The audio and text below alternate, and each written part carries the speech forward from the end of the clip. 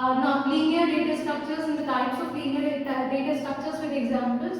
And here we'll see about non-linear data structures. So in these data structures, data elements or data items, they are not stored sequentially. Not stored or not arranged sequentially.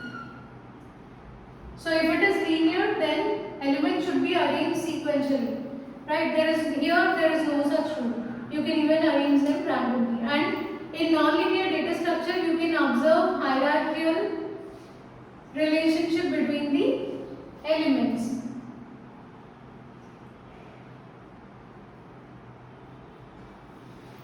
Okay, you can observe hierarchical relationship between the nodes of the elements.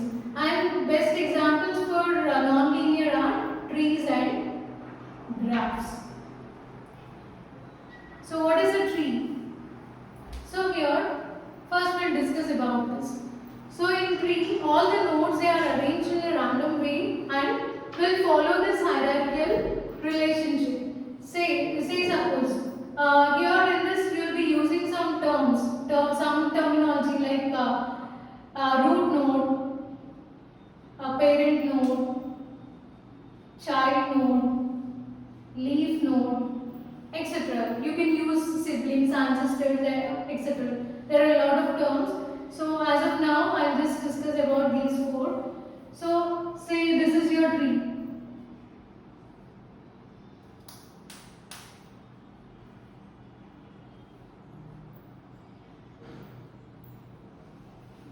Okay, so elements are arranged in a random way and you can observe they are in the form of a hierarchy.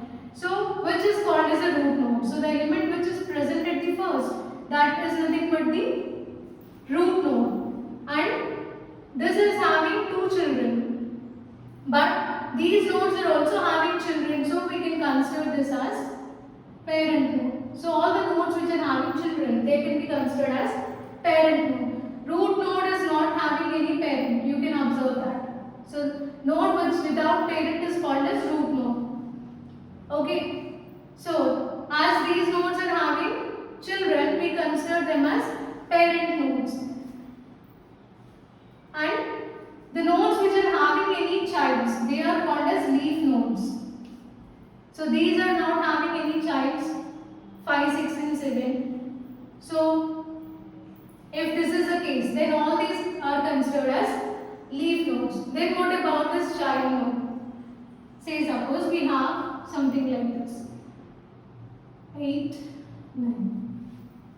In this case, this is a child of 2, but this is parent of 8 and 9. So you can consider this as a child node. Okay, so 4 is child of 2, but it is parent of 8 and 9.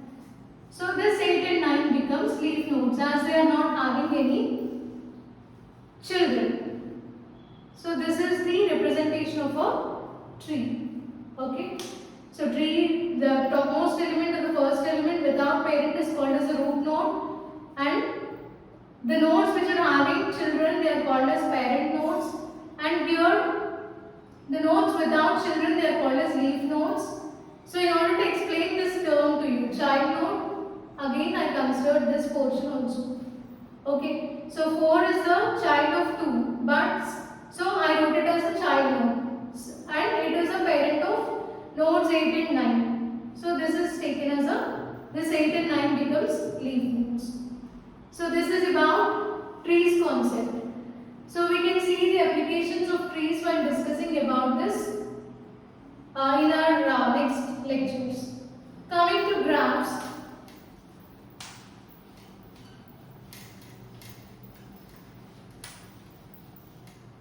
So graphs can be represented using two terms. What are they? Edges and vertices. It's a collection of vertices and edges. Right? So if you consider a graph like this,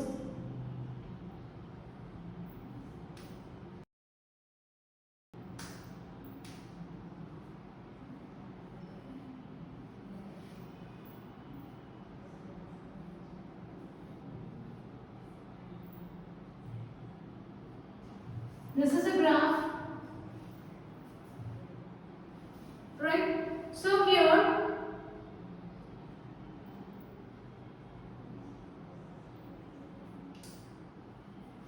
all these nodes are called as vertices.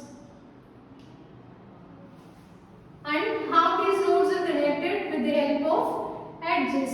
So these are called as edges, which are used to connect nodes.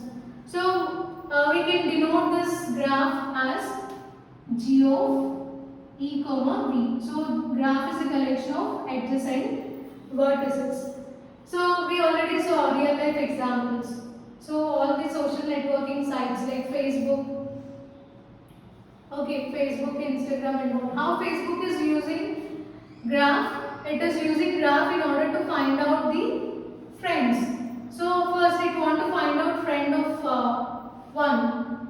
So using this graph, using this connection, it will be able to find that friends of 1 are 5, 2 and 3. It is having total 3 friends. So it can even find out mutual friends through this graph.